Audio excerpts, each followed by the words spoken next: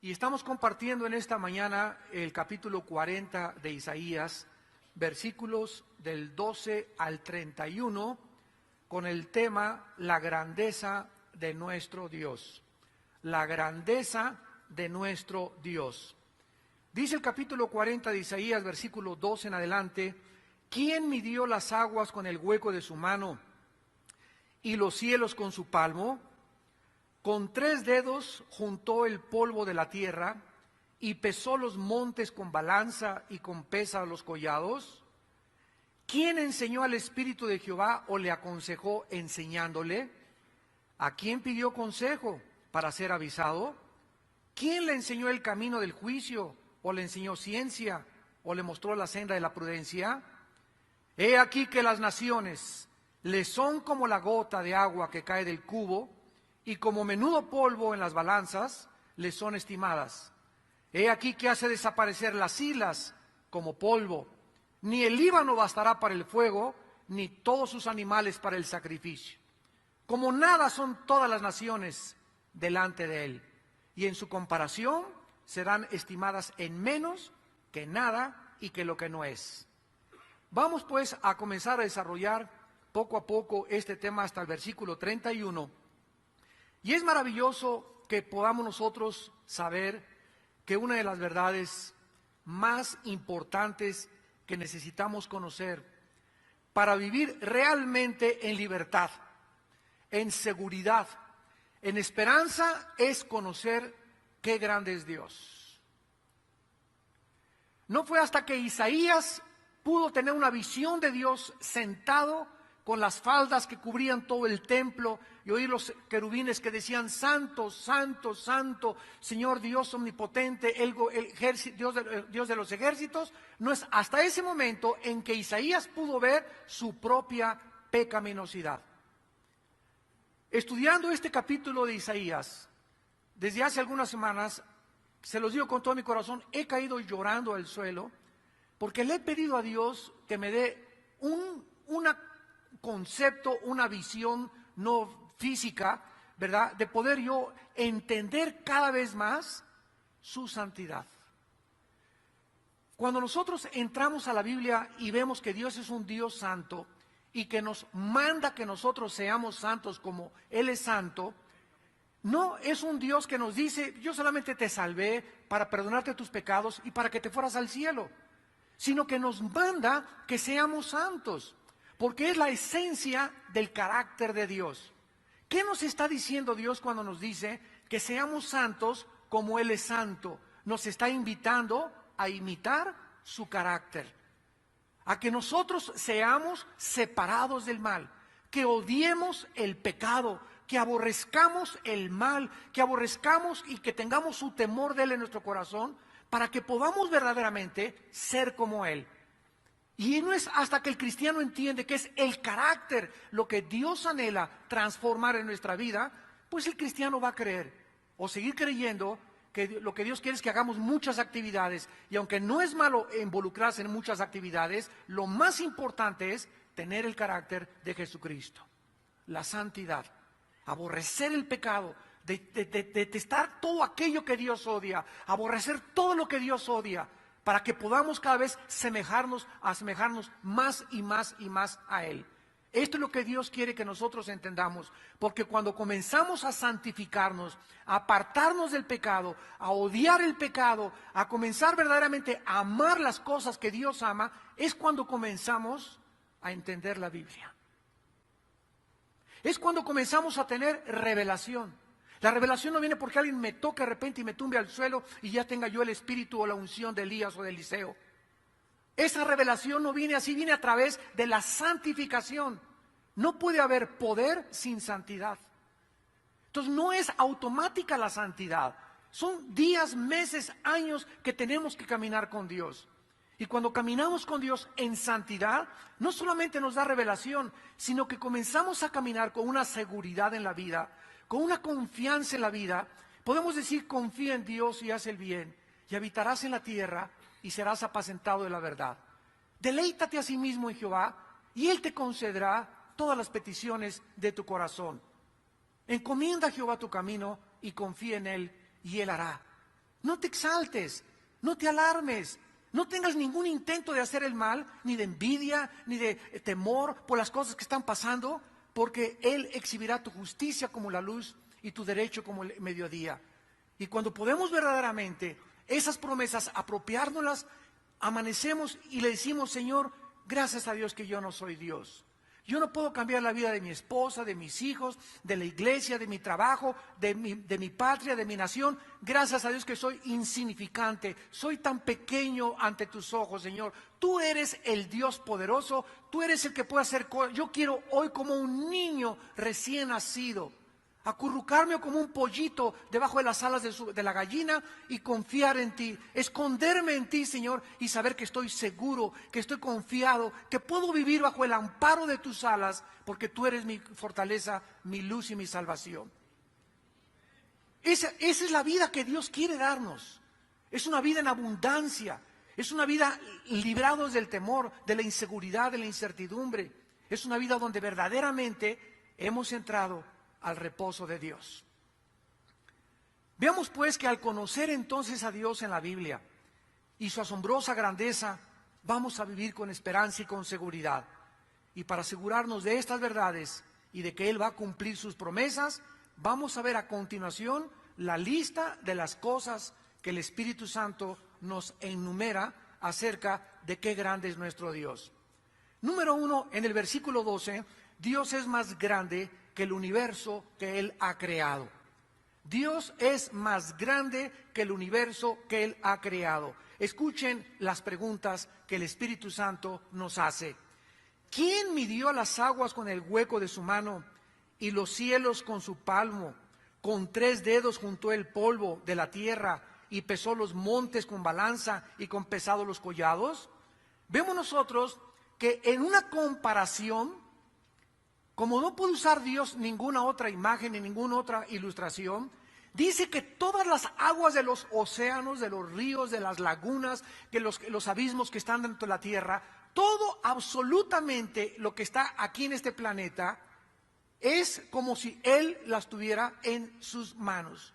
No es nada más que una gota en sus manos todas las aguas de los océanos. Todos los cielos, las estrellas, los planetas y las galaxias no son más grandes que la palma de su mano. Entonces ponte esto en la imaginación. Imagínate así a Dios como un gigante increíble, con los millones de billones de billones de billones de galaxias que existen, con las estrellas que son 500,000 veces más grandes que el Sol. Estrellas 500,000 veces más grandes que el Sol. Para que tengas una idea, la Tierra cabe 1,000,000 de veces dentro del Sol. Nuestro planeta cabe 1,000,000 de veces dentro del Sol. Y el Sol tiene estrellas que son más grandes que él, 500,000 veces más. O sea, ni siquiera en nuestra imaginación podríamos asimilarlo.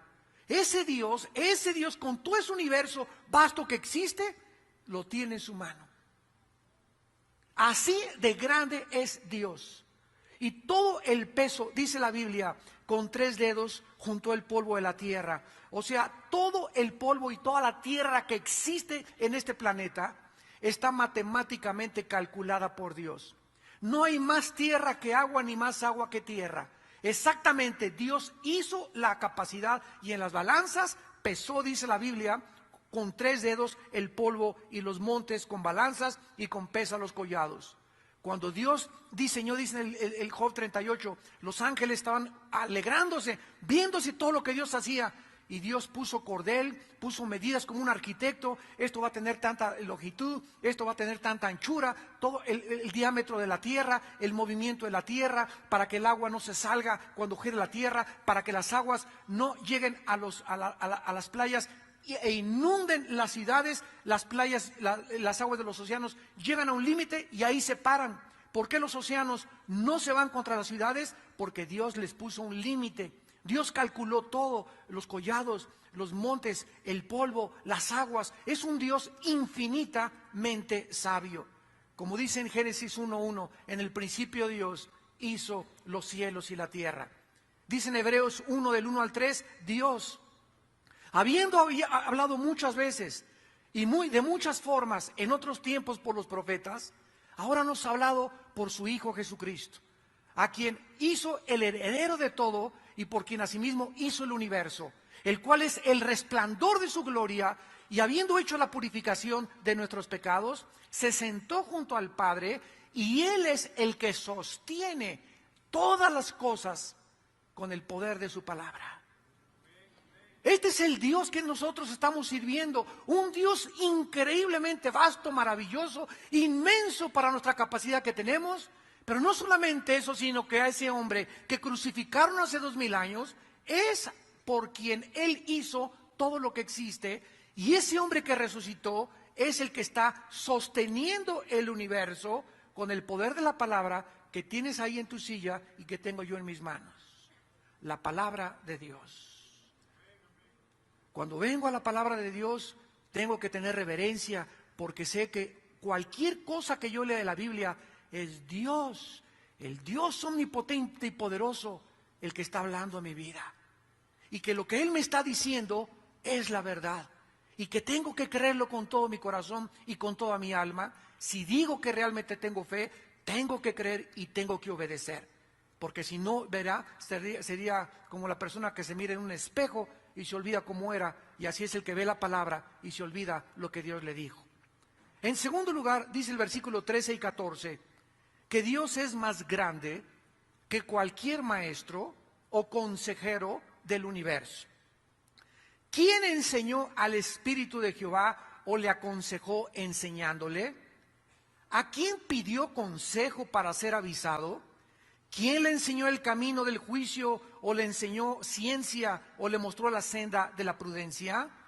El conocimiento de Dios, el entendimiento de Dios y su justicia son infinitas.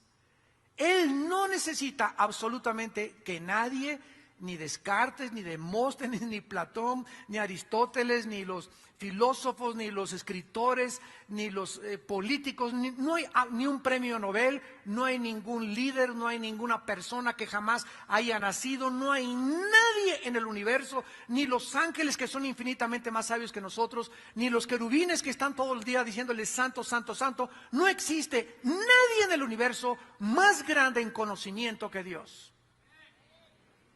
Así que si nosotros tenemos ese Dios que conoce todas las cosas, significa que Él conoce también nuestra vida.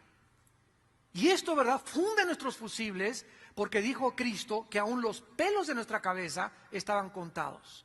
Que los pajarillos del campo que valen 1 peso o 2 pesos, cada pajarito que se cae o cada pajarito que se muere, Dios sabe lo que le está pasando. Cuando un insecto, cuando una mosca la agarras y la matas, Dios sabe que mataste una mosca. Dios sabe que mataste un mosquito. Las hormiguitas que tú pasas y que tú las pisas, Dios sabe que fueron 375 hormigas las que pisó tu chancla. Este es el conocimiento de Dios. Los mismos átomos que forman la materia, los electrones y los protones y los neutrones que giran a una velocidad vertiginosa, Dios les dio esa velocidad. Y no hay un átomo que no se salga, un planeta que no se salga sin que Dios no lo sepa. Este es el conocimiento de Dios tan maravilloso que existe. ¿Quién pues se puede atrever entonces a decirle a Dios, ¿por qué permite las tragedias? ¿Y por qué permite los tsunamis? Y si tú fueras Dios, yo no permitiría que se hubieran muerto 10,000 personas en un terremoto. Espérame tantito. Cuando Dios nos creó a nosotros, significa que Él es soberano en nuestra vida. Y si Dios te dio la vida, Él te la quita en el momento que Él quiere, como Él quiere y cuando Él quiere. Así que si se mueren 10,000 en un terremoto, esas personas se tenían que morir algún día, pero no nos gusta que se mueran aplastadas. Esas personas que se murieron en el tsunami se tenían que morir algún día. Los que se cayeron en un avión se tenían que morir un día, pero nosotros queremos que Dios nos lleve a casa como nosotros queremos, acostados en una cama, con una linda enfermera, con oxígeno, ¿verdad? Y sin ningún dolor, y de repente, vámonos, cerramos los ojos y estamos en su presencia. Desgraciadamente, tú no eres Dios. ¿Y tú le vas a enseñar cómo te vas a ir a la otra vida? ¿Tú le vas a aconsejar y le vas a decir que estuvo mal que Él permitiera la entrada del mal al universo? ¿Tú crees que el propósito de Dios, cuando Él tuvo de permitir que Satanás entrara y se rebelara contra Él, es más grande tu conocimiento y tu razón para que tú puedas decir, si yo hubiera sido Dios, yo no hubiera hecho eso, no hubiera permitido, de acuerdo a mi juicio, ese no puede ser un buen Dios porque permitió el mal en el universo. Eso es lo que tú dices, rata de aguapuerca. Ratón de 3 patas. No tanto, ¿verdad? Pero quiero llegar a estos extremos. O sea, de veras, ¿quiénes somos nosotros? Después de que Job le vino todo lo que le vino y se le cayó su casa y sus hijos se murieron y perdió sus bienes y perdió la bolsa de valores y se quedó en la calle, y aparte le vino a Job una enfermedad de la punta de la cabeza a los pies. Job comenzó, ¿por qué me habrá pasado esto? Dios mío, ¿será un juicio? ¿Será el pecado? ¿Estaré mal? Y todavía vienen los 3 amigos. Sí, es por el pecado, Job, es que tú tienes escondidas cosas que no le has confesado a Dios porque es una maldición que te ha caído. Y cuando pasa todo un año y Job no puede entender qué fue lo que hizo que Dios actuara de esa forma con él, se aparece Dios y en el capítulo 38 le dice a Job: oye Job, ¿estabas tú cuando yo fundé la tierra?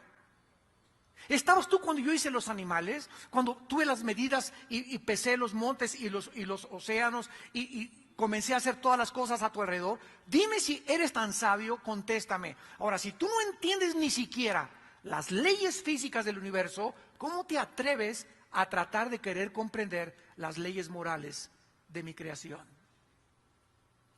Y entonces cuando Job se dio cuenta que con quién estaba hablando y se dio cuenta de la grandeza de Dios, cayó Job de rodillas, capítulo 42, y le dijo: me aborrezco hasta el polvo. Oye ahora, Señor, habla tú y yo oiré. Ahora me doy cuenta que lo que yo estaba hablando eran marihuanadas.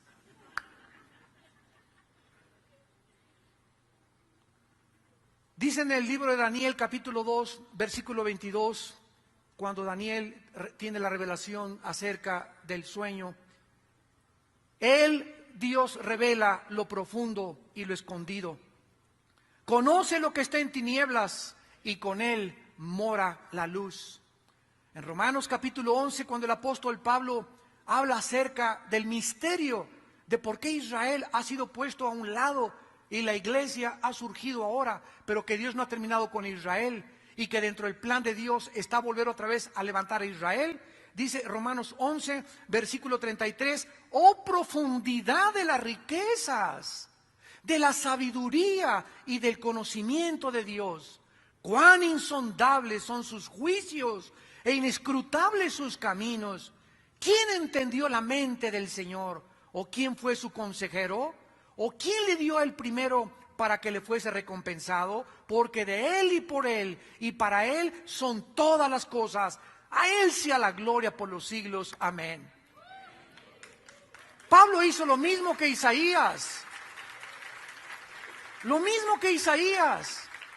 Oh, dice Pablo, si yo tratar de comprender todos tus misterios, ¿por qué haces esto? ¿Por qué haces aquello? ¿Por qué permitiste que este presidente surgiera en esta nación? Dios tiene un propósito para todo lo que Él está haciendo y para todo lo que Él permite. Y cuando nosotros entramos en su plan y entendemos sus caminos y sus pensamientos, entramos a ser dirigidos por el Espíritu Santo, porque todos los que somos hijos de Dios deberíamos de ser guiados por el Espíritu Santo y no por las corrientes del mundo. En tercer lugar, dice el versículo 15 al 17 de Isaías 40, que Dios es más grande que todos los imperios y que todas las naciones y que todos los gobiernos del mundo. He aquí que las naciones, versículo 15, le son como la gota de agua que cae del cubo. O sea, si tú tomas ahorita las 200 naciones que hay en el mundo, aproximadamente, creo que rebasamos las 200. Si tomamos todas estas naciones, Estados Unidos, China y todo, comparado con la grandeza de Dios, es como una gotita de agua. O sea, ¿y lo demás de la cubeta qué es?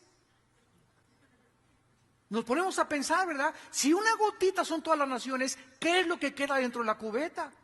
Todas las millones de galaxias y todas las cosas que ha hecho, comparado con todo lo que ha hecho, las naciones del mundo son como una mirrimiña chiquitita, minúscula, insignificante gotita de agua. Y aquí vemos en la tierra a los gobernantes y aquí yo, y vamos a tomar, y este es el camino, y este es el camino. No, es que esto y el otro. Adiós, no saquen la Biblia de la Corte de Justicia, que no haya oración ya tampoco en las escuelas. No nos olvidemos de Dios, separemos totalmente las cosas de Dios. El gobierno es una cosa y Dios otra cosa. Cuando nos damos cuenta, en el Salmo 2, que eso fue lo que escribió David, que se juntan los gobernantes y los que se creen muy sabios y dicen, rompamos de Dios nuestras ligaduras, echemos nuestras cuerdas, vamos a gobernar nosotros juntos. Desgraciadamente, señores sociólogos, antropólogos, criminólogos, etcétera, antropólogos, etcétera, etcétera, desde 1945, que se fundó la Liga de Naciones y que se cambió el nombre a Organización de Naciones Unidas, nunca han podido las Naciones Unidas detener las guerras, ni traer la paz, ni ningún organismo independiente mundial en el mundo. Hasta que Cristo regrese, no tendremos paz. ¿Por qué? Porque los seres humanos somos demasiado pequeños para resolver problemas que van más allá de nuestra capacidad finita intelectual para resolverlos. Tú no puedes atreverte a casarte sin Dios. Tú puedes atreverte a tener un novio si tu novio no es una persona entregada al Señor. Porque el matrimonio es para discípulos, para un hombre y una mujer que siguen los dos a Dios, porque si los dos siguen, van a llegar a Dios. Y mientras más sigan a Dios, más se juntan. ¿Por qué? Porque no puedes tú casarte con una persona que no sigue a tu mismo Dios. Entonces tenemos que entender eso, que Dios es un Dios que quiere que nosotros lo conozcamos y entendamos cómo piensa y por qué actúa como actúa. Para eso nos dejó la Biblia. Aquí encontramos los pensamientos y los caminos de Dios. En Primera de Crónicas capítulo 29, dice en el versículo 12, versículo 11 y 12, el rey David: tuya es, oh Jehová, la magnificencia, el poder, la gloria, la victoria y el honor, porque todas las cosas que están en los cielos y en la tierra son tuyas. Tuyo, Jehová, es el reino, y tú eres excelso sobre todos. Las riquezas y la gloria proceden de ti, y tú dominas sobre todo. En tu mano está la fuerza y el poder, y en tu mano el hacer grande y el dar poder a todos. Díganme ustedes, ¿por qué David era un hombre conforme al corazón de Dios? Porque era un hombre que conocía la grandeza de Dios. Y es increíble que a los 17 años David conocía tanto a Dios y meditaba tanto en el campo cuando tocaba su arpa y le componía himnos a Dios. Es increíble que a esa edad se haya enfrentado a un gigante llamado Goliat y que le haya dicho: tú vienes a mí con lanza y con espada y con casco y con armadura, pero yo vengo a ti en el nombre de Jehová de los ejércitos. Conocí a Dios. Cuando tú conoces a Dios y tienes esta sabiduría, dime, ¿quién te puede hacer frente en tu vida? Nadie te podrá hacer frente durante todos los días de tu vida. ¿Por qué? Porque cualquiera que te amenace en tu vida, cualquier temor que tú tengas inconsciente, el dinero que se levanta como un Goliat, o la falta de trabajo, o la falta, etcétera, etcétera, son problemas que Dios los conoce. Él conoce, Él es omnisciente, Él sabe qué necesitas, Él sabe qué necesito, Él sabe cuántos cornflakes tienes en tu alacena, sabe cuántos litros de leche te faltan, Él sabe todas esas cosas. Y Él suplirá todo lo que nos falta conforme a sus riquezas en gloria en Cristo Jesús. Pero ¿por qué muchas personas viven como viven? Porque no lo conocen ni tienen confianza en Él. Y se levantan: ¿qué comeré? ¿A dónde iré? Y comienzan la desesperación. Y Dios ve desde los cielos a sus hijos, ¿verdad? Que nos ve como peor que gotas de agua. Y dice: si tú quieres que yo entre en acción en tu vida y llene tus alacenas y puedas en casa, confía en mí. Confía en mí. Tú no puedes tener temor al mundo y temor de las circunstancias y temor de Dios, porque el perfecto amor echa fuera el temor. De donde el que teme vive atormentado. Y la humanidad ahorita, ven alrededor, nunca el mundo había estado tan desesperado como en la época que estamos viviendo. Ahora que vine yo de Dallas antier, la semana pasada, 37 personas en Dallas se suicidaron. Y estoy hablando personas de la clase media alta, porque de repente se acabó su negocio. los que invirtieron en la bolsa de valores, los que invirtieron acá, los que invirtieron allá, como todo es a crédito y todo es a crédito y todo es a crédito, se acaban los empleos, no tengo para pagar los intereses y lo que he pagado en 5 años han sido solamente los intereses, el interés principal de mi caso de mi carro. Ahora que ya no tengo ni siquiera para seguir pagando eso, ¿qué me queda? Se pegan un balazo o se ahorcan o se envenenan con algún veneno. Esto es lo que está pasando en el mundo. ¿Por qué? Porque la gente tiene sus ojos puestos en este mundo que es como el vapor y que el momento que Dios quiere sopla sobre el mundo y todo va a desaparecer. Pero nosotros lo conocemos a Él. Es un Dios que te ha dicho, no, nada te faltará, nunca te abandonaré. Estaré contigo y a la diestra de tu mano te levantaré y te fortaleceré. Los que piensen mal contra ti, piensan mal contra mí, dice el Señor. Yo soy tu escudo y tu fortaleza. Yo soy el Dios de tu salvación. ¿Por qué entonces vives como vives? ¿Por qué has recurrido inclusive a las pastillas tranquilizantes, al alcohol, a las drogas, a la coca, huyendo, buscando anestésicos? Porque no puedes enfrentar la realidad, porque no sabes quién soy yo. Y me dices de la boca para afuera que eres cristiano.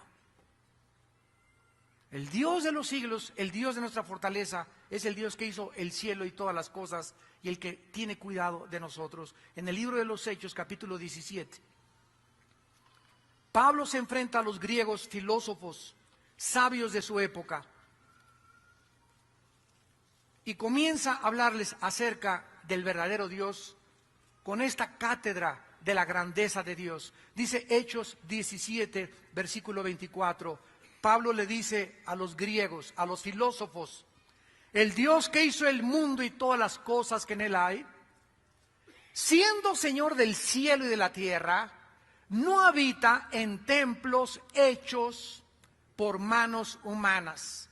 O sea, quitémonos, amados santos de Dios, esa frasecita, vamos al templo. Esto no es un templo, el templo somos las personas. No hay ya ningún edificio desde la resurrección de Cristo hasta nuestros días en Pentecostés cuando nació la iglesia. No existe ningún edificio que se le pueda atribuir la casa de Dios, o la habitación de Dios, o el templo de Dios, porque Él ya no habita en templos hechos por manos humanas. Él ahora ha escogido entrar a habitar dentro de nosotros. Ahora tú eres el templo de Dios y yo soy el templo de Dios. Y cuando nos juntamos en el parque, en Chapultepec, en Cuautitlán, no importa el techo o el lugar, no es el lugar ni el edificio el templo, somos las personas. ¿A dónde vas? Al templo. Ni es honrado por manos de hombres, como si necesitara de algo. Aquí te traigo un molito, mi Señor. Aquí te traigo unas veladoras. Aquí te traigo este regalito. Imagínense nada más. ¿A quién le estamos tratando de dar eso? Al Creador de los cielos y de la tierra. ¿Qué habrá que podamos decirle a Dios? Te ofrezco este reloj, te ofrezco aquello. ¿Qué hay si nos dio a su Hijo? ¿Cómo nos atrevemos a querer comprar a Dios? Él no quiere sacrificio, quiere obediencia. Quiere nuestra obediencia. Me voy de rodillas a la villa, Señor. Órale, sángrate más. ¿Qué le va a interesar eso a Dios? Me voy a crucificar, voy a cargar un costal de nopales. Todas esas cosas tienen su origen en el paganismo, en la ignorancia de las sagradas escrituras.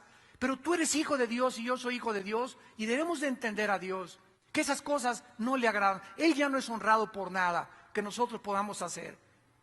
Y dice la Biblia, ni tampoco habita en templos de manos humanas, pues Él es quien da a todos vida, aliento y todas las cosas, y de una sangre ha hecho el linaje de los hombres para que habiten sobre la faz de la tierra. Y les ha prefijado el orden de los tiempos y los límites de su habitación. Todos tenemos sangre H negativa o positiva o RH o positivo o negativo o universal, pero es sangre humana. Y un negrito me puede transfundir la sangre a mí, yo a un chino, etcétera, etcétera, pero nunca un mono a un humano. Señores genetistas y señores ateos, el día que tu abuelita necesite una transfusión, tráela a la changa.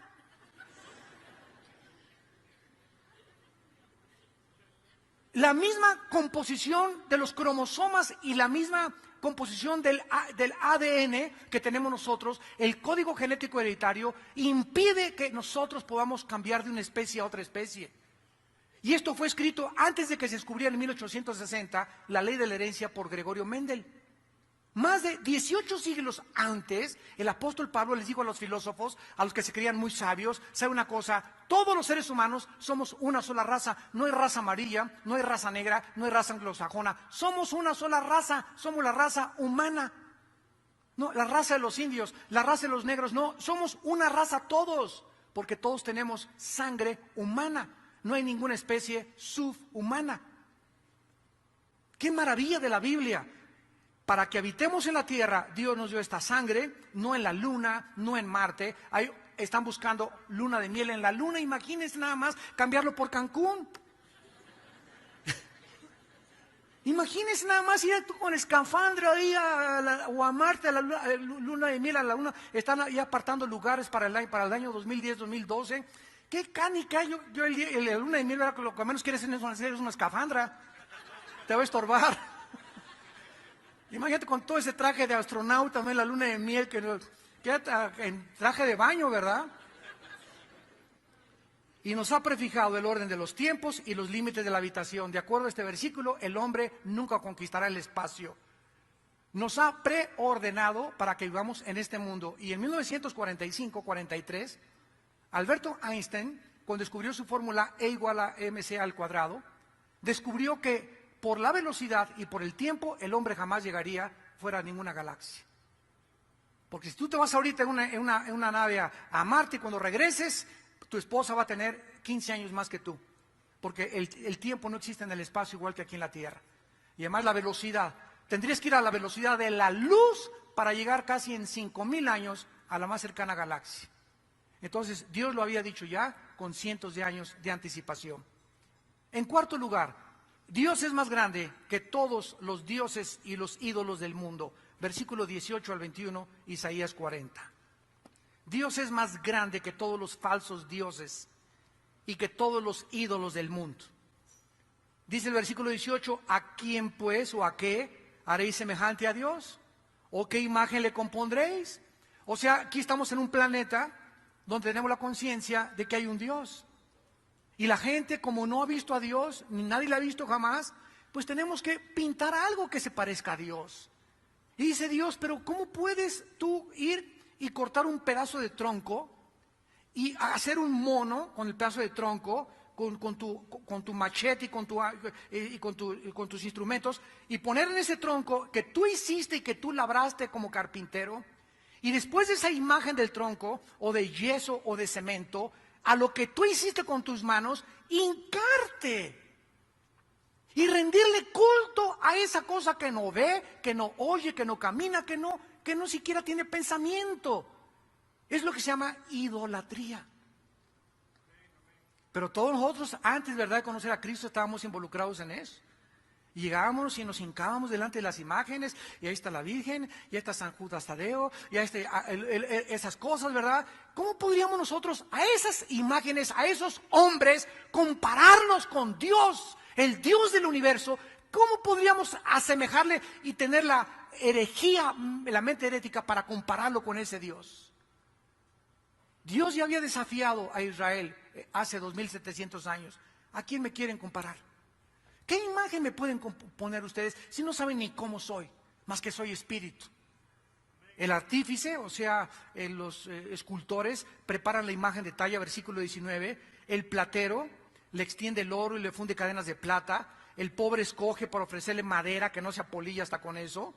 Se busca un maestro sabio que le haga una imagen de talla que no se mueva. Esta es la idolatría.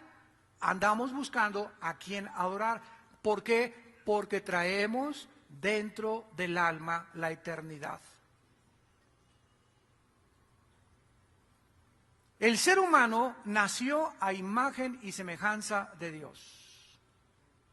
Y como traemos la eternidad entre nosotros, los egipcios, al morir, le ponían la espada y la comida a sus muertos. Los chinos, no hay una civilización, no hay una tribu africana que no crea en la vida después de la vida. Los ateos solamente son los pseudointelectuales que conocemos. Pero el hombre trae la eternidad en el corazón. Y como no sabe quién es Dios, pues se hace un Dios y se inclina ante alguien que él mismo ha creado. Y por eso hay 4 preguntas en el versículo 21. ¿No sabéis? ¿No habéis oído? ¿Nunca te lo habían dicho desde el principio? ¿No han sido enseñados desde que la tierra se fundó? En otras palabras, está diciendo a Dios, bueno, es que solamente levanta los ojos al cielo y date cuenta que hay un orden, que hay un diseño y que no puede haber un diseño sin un diseñador. Si yo voy y veo una pintura, yo no puedo creer que esa pintura de la Gioconda se haya hecho sola o que Chita la haya pintado. Si voy en el desierto y me encuentro un motor de un Volkswagen con distribuidor, con bomba de gasolina, con acumulador, con alambres, todo perfectamente coordinado para que pueda un coche andar, yo no puedo comprobar y decir y concluir, las arenas del desierto hicieron el motor del Volkswagen, o encontrarme un reloj, una maquinaria perfecta en la calle y decir, se hizo por el cemento de la banqueta. Así son las personas, vean ustedes cómo nos reímos, pero así son los ateos. Es increíble que se digan intelectuales y pensadores y que puedan desafiar a ese Dios y decir, todo es la obra de un accidente. Todo apareció por un accidente cuando la misma física comprueba que nunca del desorden ha surgido el orden, sino al contrario, del orden surge el desorden. De una explosión, como dicen del Big Bang, surgió el universo. Jamás ni físicamente se ha comprobado eso. Pero esa es la soberbia intelectual del ser humano por la cual la Biblia nos revela en esta mañana. Dios es más grande que cualquier Dios. En quinto lugar, Dios es más grande que los habitantes de este planeta. Versículo 22. Él está sentado sobre el círculo de la tierra. Tomen nota, 2360 años antes de Galileo Galilei. Ve y así frótale la Biblia en la nariz a tu maestro en la escuela. 2360 años antes de Galileo Galilei, la Biblia ya decía que la tierra era redonda. Isaías 40:22. 2360 años antes, que fue cuando se escribió Isaías. Datos científicos de la palabra de Dios. Cuando Dios mira desde su trono el universo a toda la gente, parecemos como langostas. Simplemente súbete a un avión a 10 kilómetros de altura o 32,000 pies de altura y voltea hacia abajo, ¿verdad? Y ya no ves a nadie más que puntitos de arena. Así es como nos ve Dios. Y al mismo tiempo que nos ve así, nos ama, que dio su vida por nosotros en una cruz. ¿Cómo podemos conceptualizar eso? Que siendo tan pequeños, haya dado su vida por nosotros. Oh, profundidad de las riquezas y de la sabiduría de Dios. Cuán insondables son sus caminos, inescrutables sus riquezas. Dice en Isaías capítulo 2, versículo 22, Isaías 2:22, hablando de lo mismo: dejaos del hombre cuyo aliento está en su nariz, porque de qué él es estimado. Si todos somos como langostas, si ninguno de nosotros somos dioses, entonces ¿por qué tienes temor del hombre? Entonces ¿por qué pones tu confianza en un hombre? ¿Por qué creemos que un estadista o que un presidente o que un conquistador nos va a ayudar? ¿Por qué crees que si tu esposo no te ama no puedes ser feliz? Tu felicidad no depende de si tu esposo te hace feliz. Él es un hombre. El que te hace feliz es Dios. Y si tu esposo no te hace feliz Dios. Pero si estás dependiendo de tu felicidad para que sea tu esposo el que te haga feliz, vas a seguir amargada hasta que tu esposo se convierta. Tú sigue amando a Dios y alabándolo y bendiciendo a tu esposo. Yo te bendigo en el nombre de Jesús, te bendigo. ¿No me quieres? Pues no me quieras. Pero yo soy tu esposa.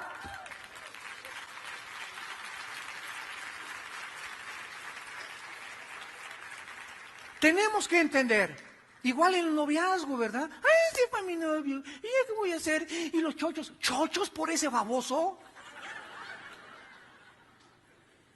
¿Piensas quitarte la vida por ese tonto, por ese macarrón? Hay 10 más que Dios tiene para que escojas del cual va a ser el padre verdaderamente de tus hijos. ¿Cómo podemos creer y poner nuestra confianza en un ser humano? Dejaos del hombre cuyo aliento está en su nariz. Todos aquí abajo somos imperfectos. No podemos confiar en nadie porque, en el sentido de que si no tengo a mi esposa, si no tengo a mi esposo no soy feliz. Imagínense, ama a Dios con todo tu corazón, con todas tus fuerzas y con toda tu alma.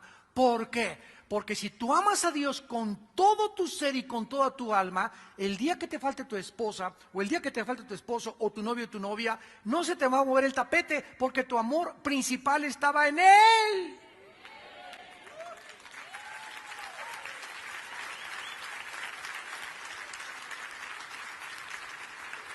¿Se dan cuenta de la sabiduría de Dios detrás de los mandamientos que nos da? ¿Por qué nos ordena lo que nos ordena Dios?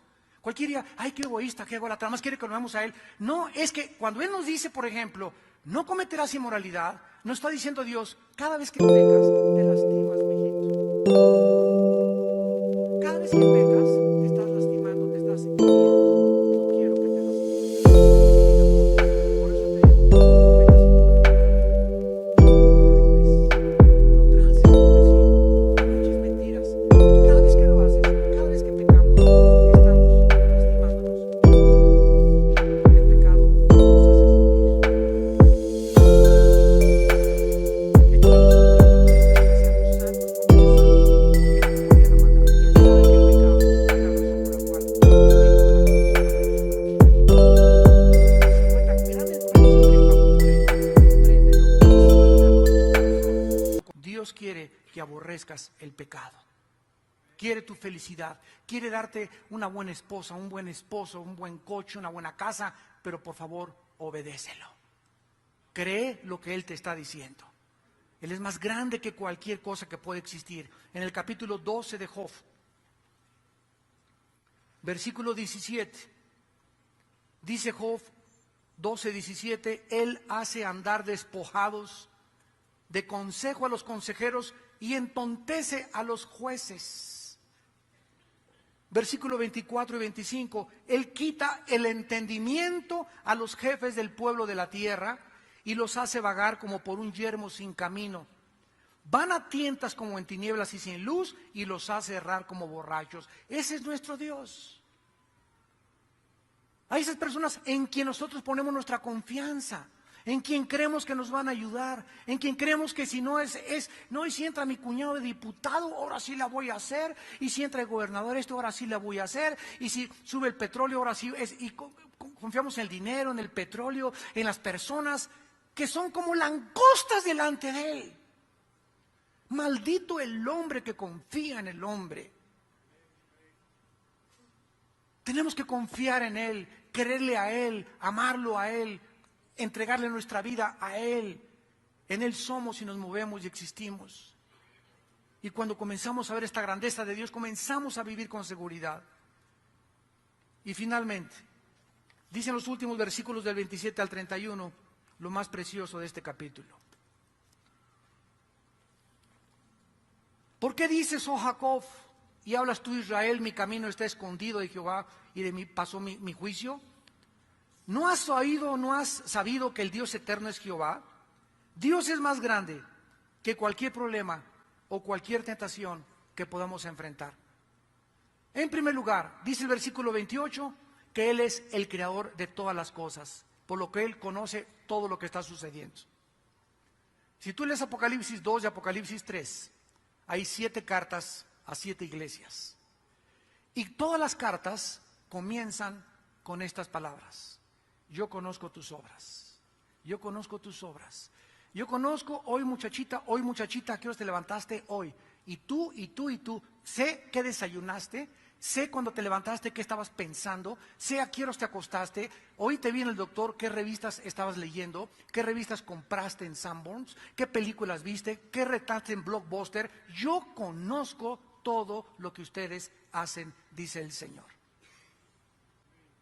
Su mirada penetrante llega hasta lo más profundo de nuestra alma y nuestro corazón y nos desnuda, y no podemos engañar a aquel que es tan grande, tan grande, tan grande, que conoce las hormigas y los moscos y los pájaros, que al mismo tiempo conoce también lo que nosotros somos.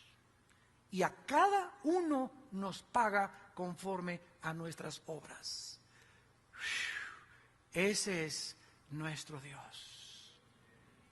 En segundo lugar, dice el versículo 28b, no desfallece ese Dios, que es el origen de la energía. Nunca es posible que pueda cansarse o decir ya me tienen harto, y su entendimiento no hay quien lo alcance, ¿verdad? Él es el origen de toda la energía del universo. Él es la fuente de la energía. ¿Qué le pasa a un celular cuando tú se le acaba la pila y lo desconectas? Bueno, el cable, ¿verdad?, es como el cuerpo, el celular es como el alma y la luz es como el Espíritu Santo. Entonces nosotros, como un celular o como un foco, al conectarnos a la energía, sacamos algo que no es inherente en nosotros. Entonces cuando yo vengo a la Biblia, me estoy conectando a Dios. No hay otro origen para mi energía, para mi ánimo, para mi fuerza, para seguir peleando, para no desanimarme, más que mi contacto con la palabra de Dios. Al conectarte tú con la Biblia, estás jalando esa energía, y dice la Biblia que entonces, si estabas cansado, si estabas deprimido, si estabas desanimado, vas a comenzar a levantar alas como las águilas. Esto es lo que Dios nos quiere enseñar en esta mañana. Él da esfuerzo al cansado y multiplica las fuerzas al que no tiene ningunas. ¿Cuántos de nosotros, yo continuamente llego a mi casa y caigo hincado, Señor, y así de todo lo que he visto, de todas las cosas, persecución y apatía y apostasía, etcétera, etcétera, que dices ya, problemas con los hijos, problemas en las iglesias, etcétera, etcétera, ya no puedo, Señor, ya la cabeza no puedes ni pensar, ¿verdad? Quisieras ya irte a Cancún, irte a Acapulco, pero no puedes escaparte por la puerta fácil, tienes que caer de rodillas y comenzar, Señor, en el nombre de Jesucristo, hubiera yo desmayado si no hubiera creído en ti. Oh, alma mía, aguarda en Jehová, no te desesperes, confía en él, aliéntese tu corazón, el Señor vive. Y después de un tiempo de estar con él, comienzas a sentir algo y te levantas, y me levanto otra vez y me siento otra vez, ahora sí, como el gallito giro. Pero ¿de dónde viene esa energía, verdad? Es sobrenatural. No voy con el tequila ni con el alcohol, porque es lo que hace mucha gente. No, con el tequila eso me va a dar ánimo, ¿verdad? O un pericazo de coca, o un bachichazo de la mota de la Golden de Acapulco. Todas esas cosas son anestésicos falsos. ¿Por qué la gente recurre a esas cosas? Porque no conocen a Dios. Pruébalo, dice el Señor, pruébame. Pruébame.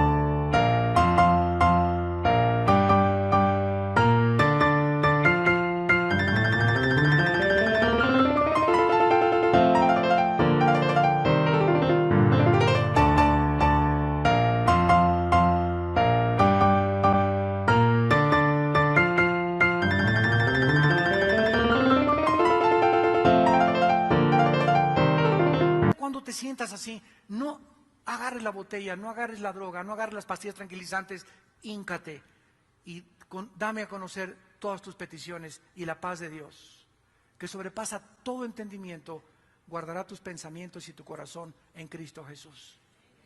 Él guardará en completa paz a aquel cuyo pensamiento en él persevera, porque en él ha confiado. Isaías 29. Mi paz les dejo, mi paz les doy. ¿Qué es lo contrario a la acidez estomacal? ¿Qué es lo contrario al estrés? ¿Por qué la gente está estresada? ¿Qué es lo contrario a los problemas de las úlceras y de los ataques cardíacos? Lo contrario es la paz. Una persona que está estresada se comienza a enfermar del hígado, del páncreas, te sube la presión, afecta a tu sistema nervioso. Dicen que cuando se muere una persona, tu estrés está como en 200. Cuando hay un divorcio, tu estrés está como en 250. Y hay una cadena que han hecho, ¿verdad?, de ver qué es lo que produce más estrés en la vida de un ser humano. Manejar simplemente son como 30 o 40 grados de estrés. Nada más manejar en el periférico. Entonces, si nosotros comenzamos a ver y sumamos al llegar a la casa todas las veces que nos enfrentamos con el estrés y tenemos una cuenta de más de 100, nos damos cuenta entonces por qué estamos enfermos. Y llega el hermano, ¿verdad? Toque mi panza, hermano, en el nombre de Jesús. Reprenda el espíritu que tengo aquí adentro. Sáname, Señor. Y nuestro problema es que no tenemos paz con Él. ¿De qué te sirve que Dios te tumbe ahorita y que te sane? Si vas a llegar a tu casa y vas a vivir igual, vas a seguir comiendo igual, vas a seguir pensando igual. Dios no es la varita mágica de Aladino. Pum, pum, pum, pum, pum, pum, pum, pum. Sano, sano, sano, sano, sano, sano. ¿Qué es eso? Ni la India María hacía eso. Y aquí terminamos y dice el versículo 28, no has sabido. ¿No has oído que el Dios eterno es Jehová, el cual creó los confines de la tierra, como ya nos lo explicó anteriormente? No desfallece ni se fatiga con cansancio, y su entendimiento no hay quien lo alcance. Él da esfuerzo al cansado, multiplica las fuerzas al que no tiene ningunas. Los muchachos, casi aunque estén jóvenes y 18 años, por más que sean jóvenes, se fatigan y se cansan, porque son humanos. Los jóvenes también se flaquean y caen, pero comparándonos con los jóvenes, que ya no pueden, a los 18, 20 años parecen viejitos de 35 y 40, los que esperan en Jehová. Aquí está el centro y el núcleo de toda nuestra conferencia. La palabra esperar es la palabra hebrea kavá, que significa unir dos cosas o pegar dos cosas. Los que están así con Dios son los únicos que van a poder levantarse y enfrentar lo que nos queda de vida y las batallas que nos están esperando, porque están unidos con Él, y cuando estás unido con Él, Él es quien pelea tus batallas. Porque separados de mí, nada podéis hacer. Enfréntate a tu matrimonio sin Dios, enfréntate a tu trabajo sin Dios, haz un negocio sin Dios, sé padre sin Dios, sé madre sin Dios, haz lo que quieras sin Dios y la ruina te está garantizada adelante de tu vida. Porque fuimos creados para caminar con Él. Fue el secreto de la vida de Jesucristo. Dice Marcos 1:35 que aún no amanecía y se levantaba para hacer contacto con su Padre y se iba a orar la madrugada. Y cuando los discípulos vieron a Cristo que echaba demonios y sanaba enfermos y resucitó a los muertos, ¿saben una cosa? Los discípulos descubrieron cuál era el secreto de Jesús y sabían que el secreto de Jesús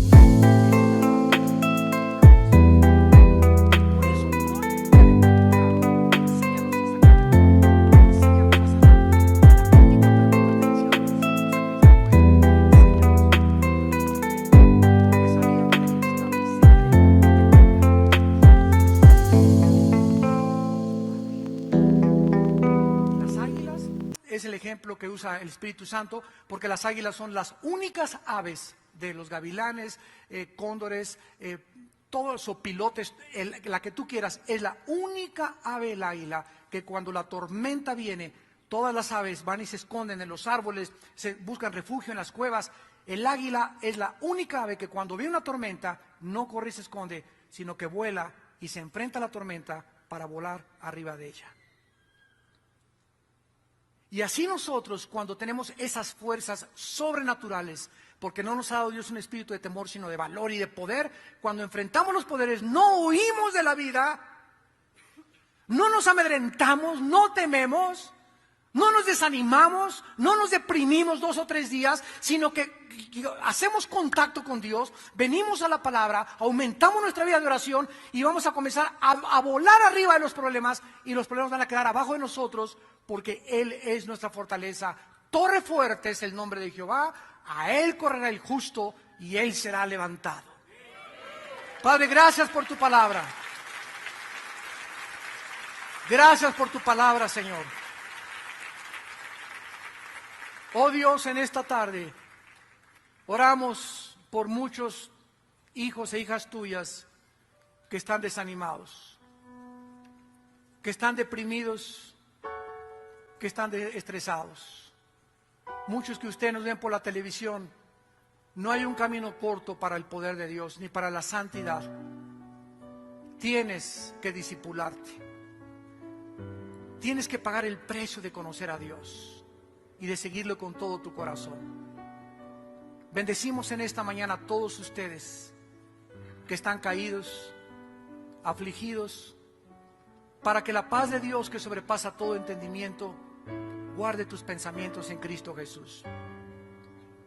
Pídele perdón a Dios en esta mañana y dile: Señor, lávame con tu sangre preciosa. Me he separado de ti en mi soberbia, creyendo que puedo actuar y vivir sin ti. Oh Dios, tú eres mi fortaleza.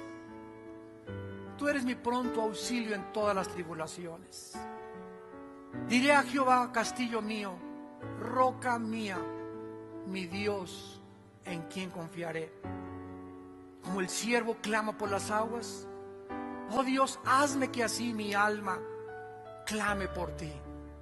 Quiero tener sed de ti. Quiero tener hambre de ti. Quiero conocer tu santidad y ser cada vez más santo, porque tú eres santo.